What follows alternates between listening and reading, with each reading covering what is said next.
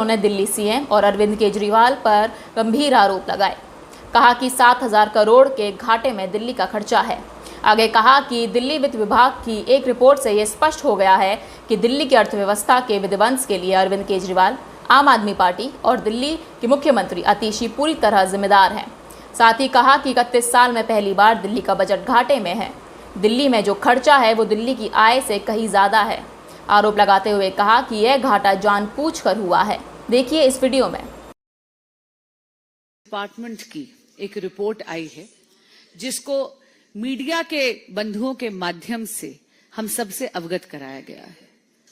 इस मीडिया की रिपोर्ट, इस दिल्ली फाइनेंस डिपार्टमेंट की रिपोर्ट से ये स्पष्ट हो गया है कि दिल्ली की अर्थव्यवस्था के विध्वंस के लिए पूरी तरह जिम्मेदार हैं माननीय अरविंद केजरीवाल जी, आम आदमी पार्टी की सरकार और माननीय मुख्यमंत्री आतिशी जी, जो दिल्ली की वित्त मंत्री भी हैं।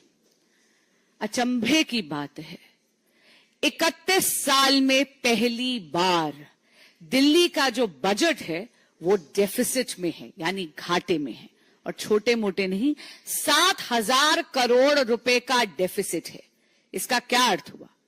इसका अर्थ यह हुआ, पहली बात, कि दिल्ली में जो एक्सपेंडिचर है यानी खर्चा, वो दिल्ली की इनकम या दिल्ली की आय से कहीं कहीं ज्यादा है। इसका एक और बहुत ही संगीन पहलू है कि ये डेफिसिट जानबूझ के हुआ है। आपको याद होगा, जब विधानसभा के पटल पर यह बजट पारित करा गया तो तब माननीय सीएम आतिशी जी ने, जो तब केवल वित्त मंत्री थी, उन्होंने दिल्ली के बजट के सरप्लस होने की घोषणा करी थी।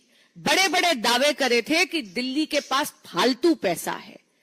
लेकिन आप ये देखिए कि इसेंशियल इंफ्रास्ट्रक्चर प्रोजेक्ट्स जैसे कि दिल्ली में अस्पतालों की मरम्मत, नया कोर्ट कॉम्प्लेक्स बनाना, सैलरीज देना कर्मचारियों को, कर्मचारियों की पेंशन और इस प्रकार के ऐसे कई बड़े खर्चे, इनका बजट में प्रावधान ही नहीं करा। They did not make provisions for over 7,000 crore rupees in the budget of Delhi.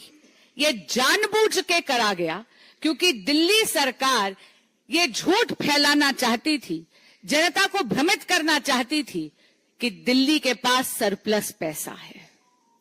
अगर आप देखेंगे तो आम आदमी पार्टी की सरकार ने जानबूझ के दिल्ली के अकाउंट्स फज करे हैं। इसलिए आज हम इस अकाउंट फजिंग की और दिल्ली के बजट की सीएजी से ऑडिट और जांच मांगते हैं, और जांच के बाद कड़ी से कड़ी कार्रवाई हो, इसकी मांग रखते हैं। देश और दुनिया की ऐसी ही तमाम खबरों के लिए देखते रहिए News 13।